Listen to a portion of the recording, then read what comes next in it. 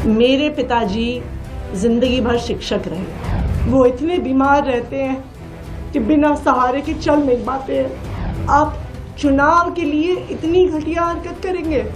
कैसे बुजुर्ग व्यक्ति को गालियां देने पे उतर आएंगे? अपने काम पर वोट मांगे। मेरे बुजुर्ग पिताजी को गालियां दे के वोट मांग रहे हैं वो।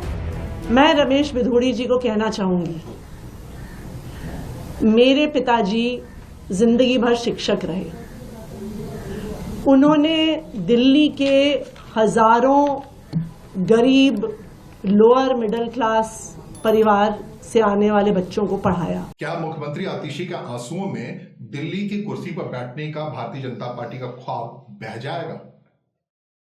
क्या अलका लांबा, जो कालकाजी विधानसभा क्षेत्र से रमेश विधूड़ी के खिलाफ उम्मीदवार हैं, वो भारतीय जनता पार्टी को मजबूर कर देगी कि भारतीय जनता पार्टी जिस तरीके से लोकसभा चुनाव में रमेश विधूड़ी को चुनाव मैदान से हटा दिया था, उसी तरीके से इस बार भी रमेश विधूड़ी को घर बैठने को मजबूर कर दिया जाएगा? क्योंकि रमेश विधूड़ी ने जो काम किया है, वो पूर्व सांसद रहे हैं 2 बार के दक्षिण दिल्ली से और कालकाजी क्षेत्र से भारतीय जनता पार्टी के इस बार उम्मीदवार बने हैं।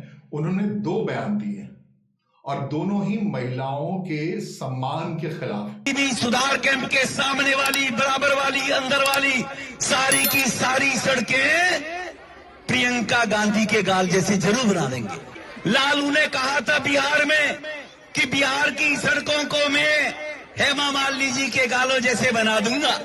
लालू ने झूठ बोला था, नहीं बना पाया, लेकिन मैं आपको विश्वास दिलाता हूं, जैसे ओखले की सड़कें हमने बना दिए, संगम बिहार की सड़कें बना दिए, इसी प्रकार से कालकाजी भी सुधार कैंप के सामने वाली, बराबर वाली, अंदर वाली सारी की सारी सड़कें। पहला बयान तो उन्होंने प्रियंका गांधी को लेकर दिया, जिसके बाद से कांग्रेस प्रत्याशी अलका लांबा अचानक से कालकाजी के मजबूत प्रतिनिधि के तौर पर बाहर आई और उन्होंने महिला कांग्रेस का अध्यक्ष होने के नाते महिलाओं का जमकर प्रदर्शन कराया और ऐसा लगा कि रेस में वो आतिशी से आगे निकल गई। लेकिन रमेश विधूड़ी वही नहीं रुके, उन्होंने आतिशी पे भी हमला कर दिया। उनके महिला होने के कारण नहीं, बल्कि उन्होंने आतिशी मार्लिना ने अपने नाम को जब सिंह में बदला तो उस पे उन पर एक ऐसी टिप्पणी कर दी जो बेहद गंभीर था और वो आधार बना आतिशी के भरे प्रेस कॉन्फ्रेंस में रो देने का। अरे ये मार्लिना, ये तो सिंह बन गई भैया, चेहरा ही नाम बदल दिया। केजरीवाल ने बच्चों की कसम खाई थी, भ्रष्टाचारी कांग्रेस के साथ नहीं जाऊंगा। मार्लिना ने बाप बदल दिया, पहले मार्लिना थी, अब सिंह हो गई।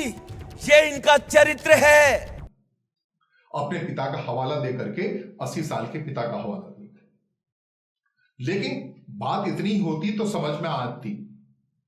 बात राजनीति की है तो यह भी समझना होगा, क्या भारतीय जनता पार्टी के उम्मीदवार के तौर पर महिला अस्मिता के मसले को रमेश विधूड़ी ने केंद्र में जानबूझ के लाया है?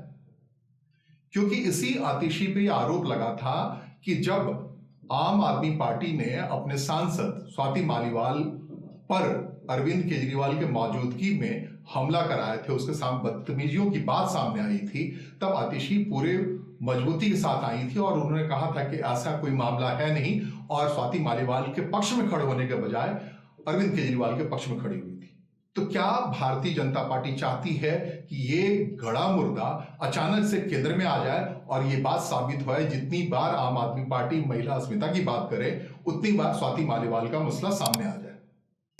राजनीति है जी, कुछ भी हो सकता है, लेकिन एक बात तो तय है कि इस बार दिल्ली में तीनों पार्टियां, आम आदमी पार्टी, भारतीय जनता पार्टी और अखिल भारतीय कांग्रेस पार्टी, पूरी मुस्तैदी से लड़ रही है। मसले दर मसले उछल रहे हैं और कोई किसी को छोड़ने की स्थिति में नहीं लग रहा है। लेकिन इन सब के बीच में अगर महिला अस्मिता, गरीबी, इंसानियत पर कोई हमला होता है तो वाकई निंदनीय है। राजनीतिक दलों को कम से कम इन मसलों को छोड़ देना चाहिए। पते की बात में इतना ही। अगली मुलाकात में दिल्ली राजनीति के और भी अनेक रंग